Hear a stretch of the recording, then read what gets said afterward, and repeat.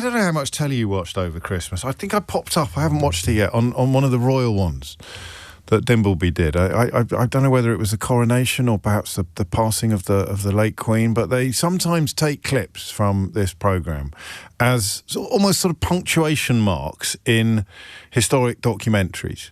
I'm not bigging myself up at all. I'm just telling you, it's a fact. It's quite a useful context sometimes to see. What you'd have done, I suppose, at some point is have a newspaper headline in a still image. But because we've got all these blooming cameras in the studio these days, I have become the substitute for the newspaper front pages. So you'll often have a clip from this studio of a little bit of commentary. Not just the news headlines, of course, which aren't filmed, but a little bit of a discussion. Sometimes they might even include you. Seriously, every now and then you'll get a phone-in element included in a historic documentary. Documentary. You'll get a little bit of phone-in included. So you could be preserved for posterity beyond even the magic of the LBC app or global player. If you're sitting there thinking as your New Year's resolution, do you know what, I might give that idiot on the radio a ring this year. I might set him straight about something. Then you could, of course, you could claim your place in eternity, or at least digital eternity, and end up in a Jonathan Dimbleby documentary, as I think I did over Christmas, but I haven't double-checked yet. And I mention that because where are we today, do you think? Where are we? I mean, glance at some of the front pages. Greenland attack would end NATO, says Denmark. In fact, the days when the Guardian and the Daily Mail, and if I have a New Year's resolution, it's probably going to be to depend less upon newspapers to decide what to talk to you about. But what are we going to depend upon instead? But the days when the Daily Mail and the Guardian essentially have the same front page are days that should be probably, circled on the calendar. They are possibly the days upon which we are most likely to have brief clips of our conversations preserved for posterity by their inclusion in television documentaries, because it means that unlikely planets are aligning. The list of anyway, you understand what I'm saying. Greenland raid will finish NATO, Trump is warned. Greenland attack would end NATO, says Denmark. Exactly the same story. And what's interesting and notable is that they are couched in very similar terms. Normally, the Daily Mail would provide you with a bonkers analysis of a story, and the Guardian would normally give you the relatively sensible, not always, but usually, the relatively sensible analysis. So, for example, with regard to moves back towards the single market that God knows everybody with a brain acknowledges we need to do as a country. Yesterday, you'd have seen the Guardian report, closer ties to EU single market preferable to customs union, PM says. Sober, evidence-based, factual, opinion-free. The Daily Mail reports the same story. Starmer's new Brexit betrayal as he plots return to a single market. So you see what I mean. Two headlines, same story. One is bonkers, one is relatively calm and sane. We sadly, in Brexit Britain, still inhabit the land of the bonkers. So when both headlines in both newspapers are similarly sober, you take a moment to reflect upon what that means. It means that there is an almost unanimous acknowledgement of the seriousness of the situation. Greenland raid will finish NATO, Trump is warned. Greenland attack would end NATO, says Denmark. And, of course, the difference between Greenland and Venezuela is that the desperate contortionists, which coincidentally was the name of my first band, the desperate contortionists in the UK media and political establishment will not be able to pretend that there are reasons to forgive or overlook the obvious breaches of our moral universe, our post-war settlement and international law in Trump's actions in Venezuela. Nobody's going to be able to write articles claiming that this is very necessary because drug dealers are awful. Please don't mention the one that he released last year. Type articles.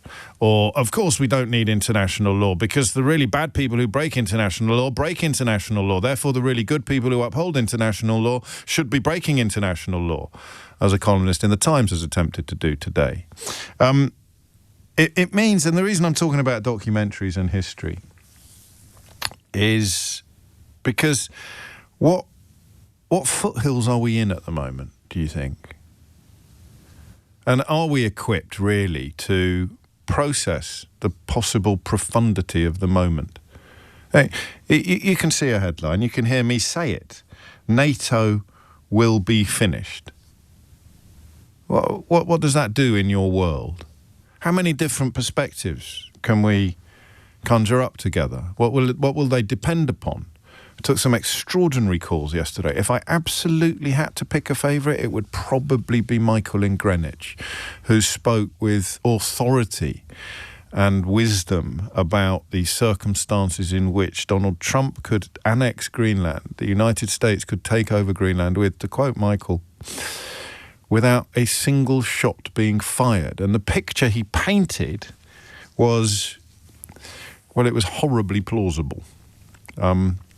And I actually did a little bit of homework yesterday, and it did not become less plausible the more that I thought about it and the more that I looked at it, because everything will depend upon if and when Donald Trump starts boosting troop numbers on Greenland, in Greenland. Everything will depend upon whether or not the rest of the world does anything to push him back. That is the moment we are in.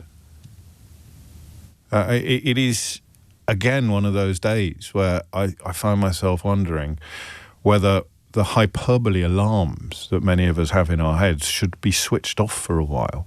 The hyperbole alarm is the one that starts beeping when you worry that you are exaggerating the seriousness of the situation or exaggerating or over-egging, if you like, the political pudding. And there's a little voice that sort of says, yeah, wind your neck in, mate. Or you hear the late Michael Winner intoning, calm down, dear. And you find yourself thinking, well, a bit like World War III being cited in some conversations. Or even maybe Godwin's Law, where every argument on the internet eventually involves somebody being compared to Adolf Hitler. But I don't think the hyperbole alarm has much purpose at the moment, when everybody informed, whether they are sympathetic to Donald Trump's increasingly dictatorial and fascistic regime or not, whether or not they despise dictators, whether they're in Venezuela or the United States of America, Honduras or Russia. The political model is repellent if you care about humanity. But everybody seems to feel that the prospect of the United States of America helping itself to Greenland is a very real prospect. I'm going to say that again, forgive me. The prospect of the United States helping itself to sovereign European territory is very, very real. It is feared by the current occupants of that territory. It is being warned against by allies of the current occupants of that territory. Well, most of them, because of course we're now talking about NATO first and the EU second, and we are being warned by people know what they are talking about. Do we get taught this in schools? Do we know? Does the average Joe know why NATO is important? Do people understand why there hasn't really been a war on European soil since 1945, at least not a war involving major powers? We've had civil war, of course, in Yugoslavia, and technically Russia invading Ukraine is on European soil, but we haven't had, even the most cursory grasp of history. You don't even need to open a history book. You can just read Shakespeare. Look at the historical enmity between England and France. If you cast your net a little bit wider, then the involvement of Prussia and then Germany and then other countries, Spain and Portugal. The Europeans, until the arrival of NATO and the formation of the European Union, they went to war like it was football. We went to war with each other like it was a national sport. Well, in fact, in many ways, it was a national sport. And since 1945, the vision of Winston Churchill and others has been realised, albeit that it originally involved the erection of an Iron Curtain, but it has sustained even after the fall of that curtain. I just look at Russia and Prussia. You don't need me to lecture you on this stuff, but the simple, single importance of peace on the European continent appears to be something that we are either ignoring or overlooking. If I came on the radio 10 years ago and said to you, I'm not sure NATO in its current form is going to be in place by the end of this year, I'd have been sectioned, professionally speaking. I'd have been taken to one side and told to, can we maybe do something on eye tests for old people today, do you think? Can you stop? Which we may well do later in the programme, by the way. That wasn't a snide aside. I honestly can't conceive of circumstances prior to this week, in which I might have sat behind this microphone and said to you, looks like NATO's looking shaky, lads. And because we don't fully know, and we are not taught, and we don't have the history, the knowledge, the level of engagement, I would find it easier as a radio phone-in host to make you care about, I don't know, lampposts, Victorian lampposts being torn up in Canterbury. I happen to love Victorian lampposts. I could probably make you care more about Victorian lampposts being torn down in Canterbury by idiotic councillors than I could about the possible end of NATO. That's possibly an exaggeration, but you take my point. If it's on your doorstep, you can feel it. You can open your window now. Crikey, it's cold. You can open your window now and see what I am describing. It's your bread and butter. It's why immigration is such an easy button to press for dishonest and often racist politicians. They can make you fear that fella over there who looks a bit different from you or wasn't there yesterday. It's easy to do. NATO is under threat. It almost sounds like I should be wearing a dinner jacket and reading the news in 1952. NATO is under threat. The future of the North Atlantic Treaty Alliance organization was thrown into jeopardy last night as Stalin and Truman met in Yalta. But it's 2026. Well done. 1 out of 1. And it is a real warning from people who know what they're talking about. Which brings us back to one question that we asked yesterday and one that we may have asked but which we didn't answer. Well, should we go meta? Should we do the really big question first? What would it mean? What would the end of NATO mean? Because I think we've moved a little bit beyond the will he, won't he, will he, won't he. The fact that everybody thinks it's entirely plausible that Donald Trump will seek to steal sovereign European territory, regardless of the wishes of its current inhabitants. The fact that nobody thinks it's implausible. The closest you'll get is, I really hope he's just trolling us. Spoiler alert, every time in recent years where people have said, I really hope Donald Trump is just trolling us, it turns out he wasn't. Everyone agrees on the plausibility. Everybody agrees on the plausibility of this happening. And most people agree. And I don't quite understand how you couldn't agree with this. So I'm going to say cautiously, all people with a brain must agree that if he helps himself to NATO territory, NATO-supported territory, and NATO is unable to resist, then NATO is over. What does that mean? And I am blessed with a listenership that reaches all corners of the globe, some of whom, of course, are from those corners and happen to live in the United Kingdom, but many, as we discover on a daily basis, are now listening to this programme overseas and elsewhere. It's because your answer to this question, what would the end of NATO mean? I think if you are listening in Kyiv or you're listening, it's going to mean a lot more than if you're listening in Kidderminster. 2 Ks there. That's why I chose Kyiv. I'm from Kidderminster, just in case you're new to the programme. But I'm from Kidderminster. What does the end of NATO mean to you? Well, I don't think it's going to have much impact on the... they've closed the Carpet Museum before Christmas. That's what we're all talking about. You see what I mean? But if you're in Lithuania, if you're in Estonia, if you're in Tallinn or Finland, let alone Greenland or Denmark, what does the end of NATO mean? Poland, Eastern Europe, the countries that historically a rampant Russia has invaded and suppressed. You're going to have a much bigger fear of what the end of NATO might mean than you are if you are waking up in Droitwich this morning. So what would it mean? 0345 6060 973. And then the question that is, I think, the one we're a little bit too frightened to ask, but if he wants to do it, there's nothing we can do. What is the likelihood of German, French and British troops turning up in Greenland and taking aim at Americans? Think about it. I don't think that's happened since the War of Independence, has it? I'll be corrected by historians imminently. So if Donald Trump decides, and the way the people around him are talking is a little bit like that letter that Boris Johnson's housemaster sent to him sent to his parents when he was at school, talks about the network of obligations. He doesn't seem to feel that the network of obligations that binds us all should apply to him. The people around Donald Trump seem to, clearly believe that if you can do something, then you are allowed to do it. That's it. That's all you need. It's a bit like how Elon Musk is running Twitter at the moment with this horrible story about the technology undressing girls, probably illegally. What's he going to do about it? Absolutely nothing, unless he has to. And when will he have to do anything about it?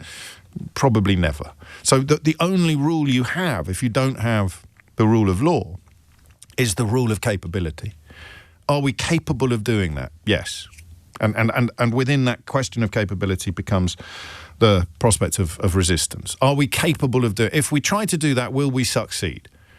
And if the answer is yes, then we are allowed to do it. That's why when you read things like, don't talk to me about international law, or it's morally right, even if it's not legally right, these people are hideously wrong. I mean, any grasp of history would tell you that these people are the harbingers of catastrophe. Because if there is not international law, if there are not rules-based institutions, if there are not supranational security, then there is nothing. There is simply Genghis Khan. There is Hitler. There is Stalin. There are simply leaders driven entirely by rapacious greed and territorial ambition. That's all that you are left with if you remove all of the things that some people in this country are already queuing up to rubbish and malign. That's all that you are left with. The question is, can I do it? And if the answer is yes, then I am allowed to. The only obstacle to that is international law, is treaties, like the North Atlantic Treaty Organization. So if NATO fails, what happens? 0345 6060 973. And the question I don't want to ask you, because I hate the answer, and I'd love it if you could provide a different one, is that if Trump decides that he is going to take... if Trump follows through on his promise to help himself to Greenland, what can we do about it? And by we, I mean the rest of the world. I mean the United Kingdom. I mean the European Union. I mean Greenland. I mean Denmark. I mean the West. I mean the Western Hemisphere. I don't know what I mean. I mean we, the people who have a problem with despots helping themselves to sovereign territories occupied by people who don't want to be occupied. So any angle you want on the NATO question, what would it mean? And then quite specifically on the Trump question, what could we do? Here's what's going to happen, probably. A build-up of troops on Greenland, starting at the base that they currently have, where the United States flag flies currently alongside the Danish flag. At some point, the Danish flag comes down. The number of troops on Greenland becomes close to the number of people living there. And at some point on that graph, it will be too late to do anything about it. It pains me to say to you, I think we're probably looking that prospect squarely in the face, partly because of all the mealy-mouthed traitors who are trying to defend or justify his invasion of, or his annexation of Venezuela. Traitors to peace, traitors to the post-war settlement, traitors to the rules-based international order. I can't quite see what resistance would look like. Trump decides he wants Greenland. What can we do?